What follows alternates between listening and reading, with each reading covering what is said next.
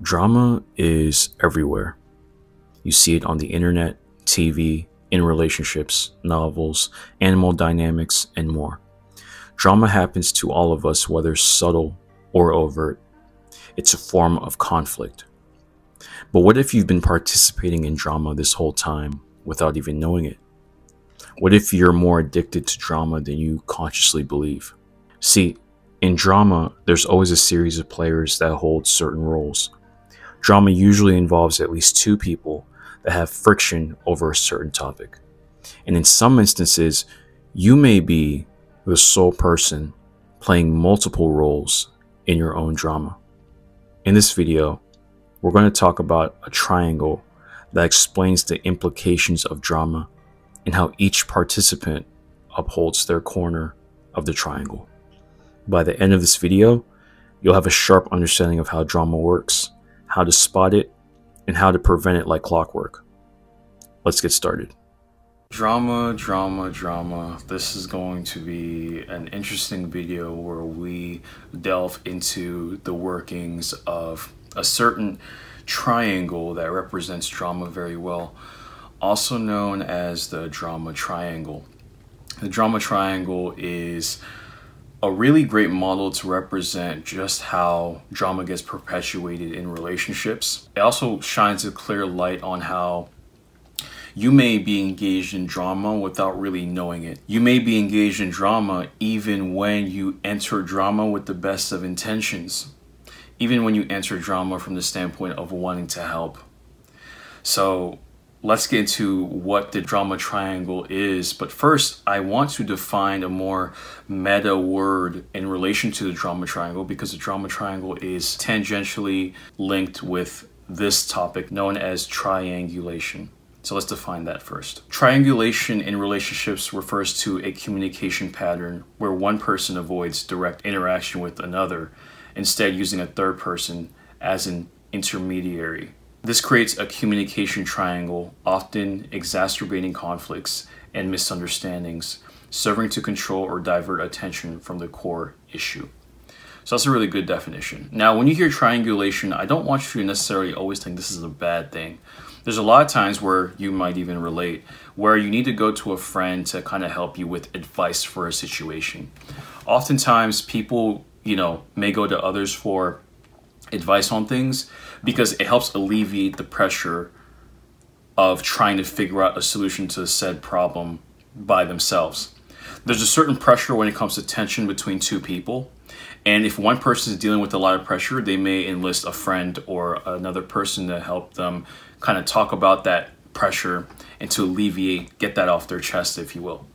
And if that person that they're talking to gives great advice, awesome. The problem, though, is when this becomes a distraction from having a one-to-one conversation with the person you have a problem with, from communicating directly with them.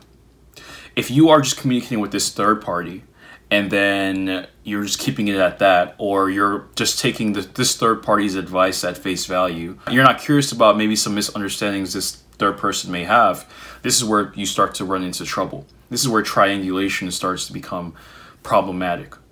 And a lot of times people, when they try to triangulate, they try to get someone else to put their 2 cents into a situation.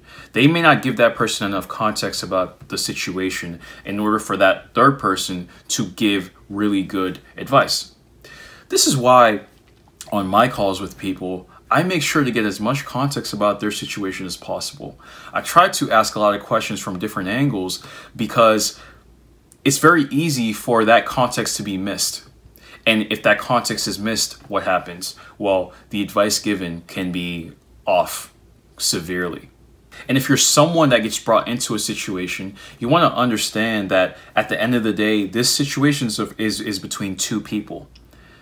You could do some things to help someone, but at the end of the day, you don't want to end up taking too much responsibility for somebody else's issues. Especially if you're someone that likes to help others, you like to be there for people, you like everyone to get along well. You can end up really taking on this role of, I'll spill the beans, the rescuer, which we'll define very soon. So a simple example is you have a fight with your significant other, and instead of talking to them about it, you go to your friend to get their input. And you kind of say it in a way where you want your friend to agree with you in your viewpoint. So you just talk about the situation in a very biased manner. You may not talk about how, you may have contributed to some wrongdoings. So you get their input and their feedback, and essentially you may apply their feedback directly to the situation without ever having a conversation with your significant other about the problem. Quote, people often employ specific triangulation strategies to avoid confrontation or perhaps tricky circumstances. Maybe they are shy, or they could be uncomfortable speaking up or resolving an issue directly with the person involved. But this isn't always on purpose. So it's to say that if you're someone that's not great with confrontation, you're more likely to use some sort of triangulation technique in order to kind of not have to be too confrontational about what's going on. The truth is, though, confrontation doesn't have to be scary. And I know sometimes it's hard to gauge how someone will receive something, but difficult conversations are so important because they lead to some sort of breakthrough in some truth a lot of times, especially if you communicate in a way where you're open and you're listening to the other person and receiving what they're saying. The better you understand the person and how they may receive communication, the better you can meet them where they're at. For example, if I know that my friend takes things very personally, I may not use too many you statements in my sentences. I may use analogies or examples. Instead of saying their name in the situation, I may paint a hypothetical scenario. And this may be an easier way for this person to internalize the lesson without taking it too personally. So I'm meeting them where they're at. Whereas somebody else, they may not take things too personally, and you can be a little bit more direct. You may just have to watch how you say things, like your tone, but you can be more direct with them because they're going to be more receptive to that directness in a respectful tone. So triangulation is a technique used to alleviate some sort of stress in a situation and to gain some sort of validation. And that leads me to a specific triangulation technique known as the drama triangle. The drama triangle usually consists of three people that play a certain role in a drama dynamic. You have the victim, the rescuer, and the persecutor. And I'm going to go through what all these roles mean and how to identify if you're in a certain role. But also understand that in a given dramatic situation, these roles can change. The victim can go from a victim to the persecutor, and the persecutor can enlist some sort of rescuer to help them deal with the persecutor they're perceiving. So it gets really interesting that way. Here's a quote. The drama triangle was first described by Stephen Cartman in the 1960s. It is a model of dysfunctional social interactions and illustrates a power game that involves three roles: the victim, the rescuer, and the persecutor. Each role represents a common and ineffective response to conflict. So let's define it. The victim, kind of in the name, is usually someone that's being attacked by the persecutor. It's usually someone that feels victimized or feels like a wrongdoing is done onto them, and thus they feel bad about that wrongdoing, and they feel like they're at the mercy of somebody else, whether they were attacked verbally or physically, so on and so forth. Now, the victim can genuinely be a victim of a situation, or they can not be a victim. They're just playing the role of a victim, as in they perceive themselves as victims, but in actuality, if you break down the scenarios, they don't really match the definition of a genuine victim. So this part of the triangle does kind of encompass both roles. Victims can often feel very hopeless. A lot of times they can feel unwilling to take responsibility for maybe their actions or maybe undesirable circumstances. It may be hard for them to see where they could have done better. It's always, hey, it's the external world, or it's this persecutor of mine that did something onto me. And a lot of times there's an assumption of powerlessness and incompetence. What happens is this victim almost gains a sort of identity and comfort in the victimhood.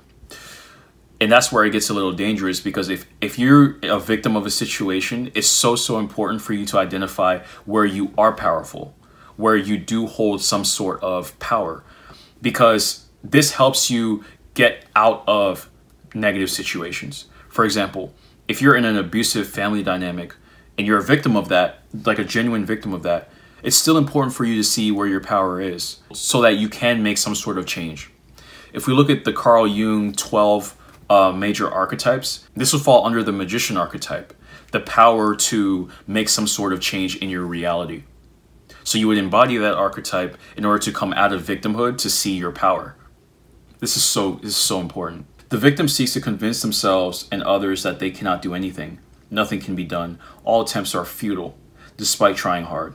One payoff for this stance is avoiding real change or acknowledgement of their true feelings, which may bring anxiety and risk, while feeling they are doing all they can to escape it. As such, the victim stance is poor me. The victim feels persecuted, oppressed, helpless, hopeless, powerless, ashamed, and seems unable to make decisions, solve problems, take pleasure in life, or achieve insight. So you can see how the victim takes this as an identity.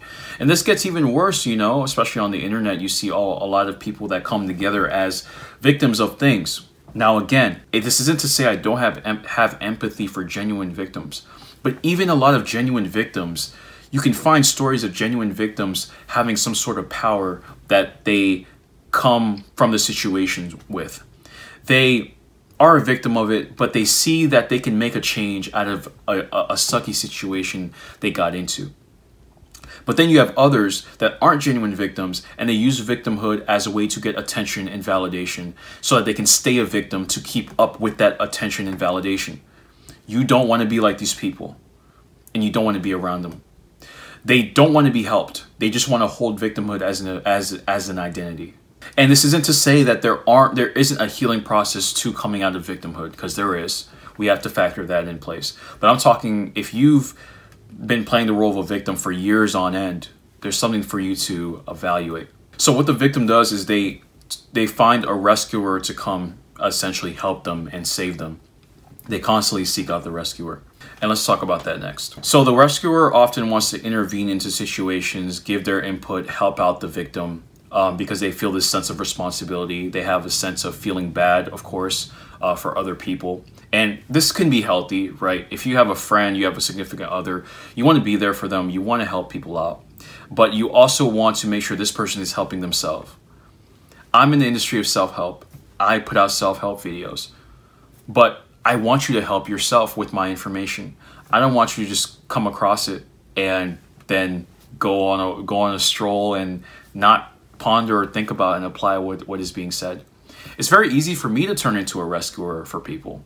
I like helping people, but I have internalized the importance of the person also helping themselves so that they don't stay in the victim complex. Quote, rescuers may have all the good intention and strive to help other people as they see necessary. They fail to realize that by offering short-term fixes to victims, they keep victims dependent and neglect their own needs. This is why rescuers often find themselves pressured, tired, and may not have time to finish their own tasks, as they are busy firefighting for the victims as they arise. So this explains why if you feel like you're a rescuer for a lot of people, you feel very tired, you feel exhausted. You're engrossed in people's drama and energy, and that depletes you. And then you have no energy for yourself. It's very easy to notice this because as a rescuer, you may have this savior complex, this sense of feeling good for helping people. But to genuinely help somebody, it takes two people. Just like if someone's really down on their luck and you lend them money, they have to know how to use that money in a good way in order to get themselves out of that bad situation, rather than just relying on you. I've had people in my life where they've asked for money and I have said no from a place of love. And I said that because I was thinking long term for them. If I give them money every single time they ask, what's going to happen? They're going to stay in that same spot. And they're going to be like, oh, Jeremy, he got me. No. By saying no, guess what happens? They stop asking for money. And they start to gain that sense of responsibility. That's what I've noticed in my life. So that's so important to understand that people have autonomy. And if you are going to help rescue people, rescue them from the standpoint of them understanding their strength and their value and their ability to come out of situations. That's so powerful. So the rescuer is quick to assist people. Some rescuers have this sense of feeling superior and feeling worthy, right, by rescuing people. Also, they feel like they're needed oftentimes by rescuing people. Like, oh, people are there for me. And it's kind of, in a way, kind of a selfish kind of act. in a way of feeling kind of great for people needing them. Especially if this person's higher in extroversion in the big five personalities, as in they want to be around others, they want to be there for people, they gain a lot of energy from being around others. There's a high chance that this person could be a big rescuer for a lot of people. Also, if this person's higher in conscientiousness, as in they're really good with planning and figuring things out and all of that, they can be a they're the perfect recipe for being a rescuer. I always recommend the Big Five personality test. It could tell you a lot about yourself, and it could show you how likely you are to fall under any of these corners of the triangle. Victims often are higher in neuroticism, and they're probably lower in openness, as in openness to ideas and such. But that's like kind of just a general thing I'm painting with a broad brush. Let's go over some attributes of a rescuer. So they can be people pleasers. It's hard for them to say no. Like I said, they could have a sense of power or elation helping other people. You know, they tend to do more than their fair share. They tend to overdo, over-deliver, overachieve even. They may even have a sense of they'll do it properly or they'll do it better. They'll solve this conflict better. That's a thing there. They may believe that the victim can't solve their own problem. And that's where the problem lies. That's where the rescuer can be toxic for the victim without the victim even knowing it, and without the rescuer even knowing it. But they fundamentally believe that the victim can't help themselves. So what happens is the rescuer tends to surround themselves with people that need them. And if you're a rescuer, you want to identify this. And like I said, not all situations you'll be the rescuer if you're often a rescuer. There are times where you're the victim, or you're the persecutor, which is the next topic. Persecutor, this person goes on the offensive. They feel like they've been done wrong often, and they are attacking somebody, and they are seeking to get some sort of justice, or they're seeking to reach some sort of goal by attacking this person that is the victim. They can be strict. Sometimes they're just setting firm boundaries, right? They can be viewed as a persecutor by someone else, but really they're just here setting firm boundaries. There's a lot of criticism and blaming that comes from the persecutor to the victim. And a lot of times with persecutors, they criticize in a way that's very unhealthy. It can be very toxic and very, very bad, very unhealthy for the person they're criticizing. You know, parents that may be higher in narcissism, people you know, coworkers that may be higher in narcissism. You may find them being very, you know, malicious persecutors, and it's not a fun time being around them. You may hear phrases like, "It's all your fault. You always do something bad," or "Why are you always messing things up for me?" Things like that. Quote, "The persecutor is controlling, blaming, critical, oppressive, angry, authoritarian, rigid, and superior. But if blamed in turn, the persecutor may become defensive and may switch roles to become a victim if attacked forcefully by the rescuer and or the victim, in which case the victim may also switch roles to become a persecutor." So you see how roles can be switched. Persecutors may use put down, shame, blame, manipulation, covert, and overt put down. So these can be subtle looks, subtle like comments, sarcasm, disses that get masked as jokes, things like that. Now, motivations for the persecutor are control, power, also a sense of superiority is definitely there. Also, a sense of boundary setting, but the boundary setting can be communicated in a very toxic manner. And persecution can sometimes not be as overt, not as verbal. A lot of times it can be very under the radar.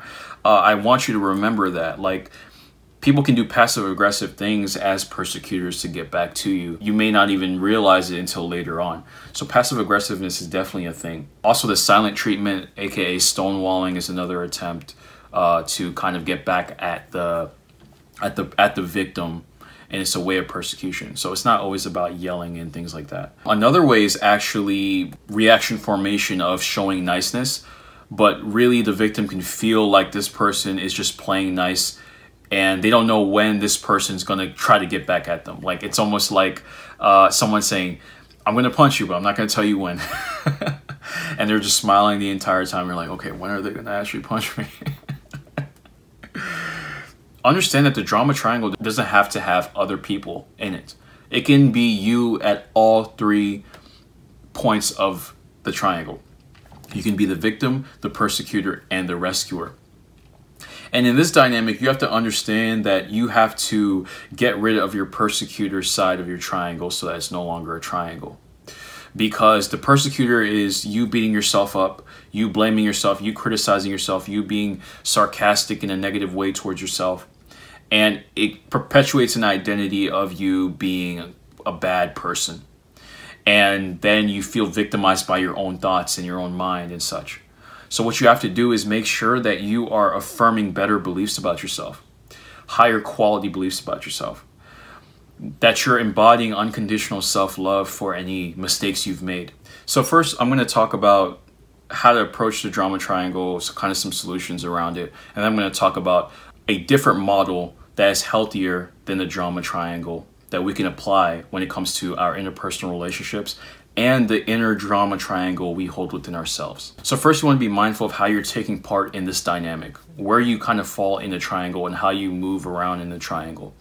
Are you more of the victim, more of the persecutor, more of the rescuer? And then you want to ask yourself, why are you participating in this drama? Is this something that you're used to? Is this something that has just always been in your life? You want to ask yourself those questions. And then you want to change your behavior when you're in your interactions in this triangle. Here's what I mean. Let's say you're the victim. Instead of going to a third party, like always finding a rescuer, what you can do is you can embody and tell yourself that you are your own rescuer, and you can try to have a cordial conversation with the persecutor. Now, some persecutors can have a conversation with you in a calm manner. Some others can't. Whatever it is, attack the situation directly. I probably shouldn't use the word attack. Confront the situation directly.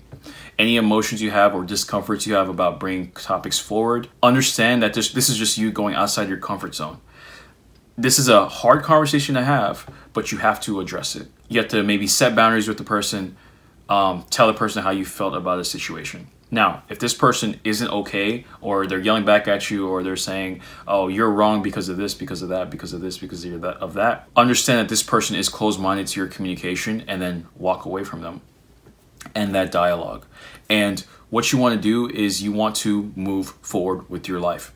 Now, some situations do leave an impact on you. They leave a lasting emotional impact on you. That's when you fully accept those emotions. You fully accept the situation for what it is, as difficult as it is. Acceptance is such an important state of consciousness because sometimes our biggest problems are in relation to resistance. Our biggest traumas, our biggest instances of living in the past has to do with non-acceptance. You need to accept situations for how they are, people for how they are, understand you can't change people, and then you move forward with your life. You come out of that identity of victimhood. If you're the rescuer, understand that you don't have all this responsibility to hold for everybody. You don't have to solve people's problems. You can't solve everybody's problems. And understand that you may be gaining a sense of worth from solving other people's problems. And if you're a rescuer, I invite you to gain some sort of validation or self-esteem from something else other than solving other people's problems. Other than even helping people. It's beautiful to gain some sort of validation from helping people, but it shouldn't be your only source. What about your internal validation about how you feel about yourself? What about your career? What about your purpose? What about your positive habits and routines? There's other buckets where you can gain a sense of validation. Always remember that. If you're the persecutor, understand that you don't need to be so attacking with people. If you felt you've been done wrong, you can communicate it in a healthy manner. Sometimes persecutors communicate in that way because they've been communicated in that same way by somebody else, maybe a parent growing up and such, or they carry shame within themselves. Watch my video on toxic shame to understand toxic shame better. And thus, when they feel mad, they just spat it out. As a persecutor, you want to understand this has a very negative effect on people's psyches. And hey, maybe it's hard for you to empathize with other people. Maybe working on a sense of building empathy can really help with how you communicate. But understand that if you are constantly yelling at people, personal attacks, all this stuff, it's very toxic and it can really ruin relationships. It may take a process for you to build empathy, but make that a forefront in your life. Let's look at the flip side of these roles. So instead of a victim, you can be a creator. So you can change your thoughts from, I can't do this, I can't accomplish this, I won't be able to do this, to it being, I can take responsibility about this thing. Then you can even think about ways in which you are a strong person. You do have strength. You can solve your own problems. You are capable. So you want to reaffirm the opposite of what you previously believed in. And this is so important for identity change, and it's something that I talk a lot about with people in identity resonance. The importance of affirming the opposite. This is what leads to change, and it's through time and it's consistency. You don't just do this once, you do this over and over and over again. And you see evidence in your life of instances where you do have strength, where you are capable of a lot. For the persecutor, they can be the assertive challenger instead of the persecutor. So they can voice their opinion without necessarily blaming others. They can voice their opinions in a very constructive, respectful way, both from tone and the words choice used. So instead of saying, it's all your fault, you can ask questions. Hey, I noticed you made this mistake. What may have contributed to that mistake? You see how different that is from, it's all your fault? Using questions a little bit more can go such a long way, because you're not blaming. You're working with the other person to get to a resolution. And this is what healthy communication is all about. And then the rescuer can be the coach. The person that coaches the then victim, who is now the creator. This coach coaches the creator to a better life, better circumstances. And that's why I'm a coach for people. I'm not a rescuer, I'm a coach. So the rescuer, to do this, they have to acknowledge that they're enabling victimhood by always being there for people, always helping them in a way where they're solving their problems directly. Instead, they want to approach and ask this person, hey, what's the problem? What do you think you could do about it? Encourage them from a standpoint of strength, and also giving them maybe a couple tips that could help with the situation, but they're not trying to solve the situation themselves directly. This coach should empower the victim, aka now the creator, that they have strength, that they can solve this, they can go through this. This is very healthy. If you're someone that's an authority figure in this victim's life, it can go such a long way. But you have to be that pillar of strength that encourages them, not that pillar of strength that just solves their problems. And you may have to communicate this with a victim. You may have to tell them like, hey, I love you, you're awesome, you know, you're great, but I can't always solve your problems. I can't always be there for you, always doing everything. That's not going to help you long term. And it also drains my energy. And now the victim starts to realize that, hey, them always venting, them always looking for someone else to help them out is taking away from themselves, and it's also taking away from that person that they're getting the advice from. Drama is all around reality, but it doesn't have to be so prevalent in our lives. By understanding the drama triangle and its opposite characteristics, we could better live the lives that we want with the people that we want.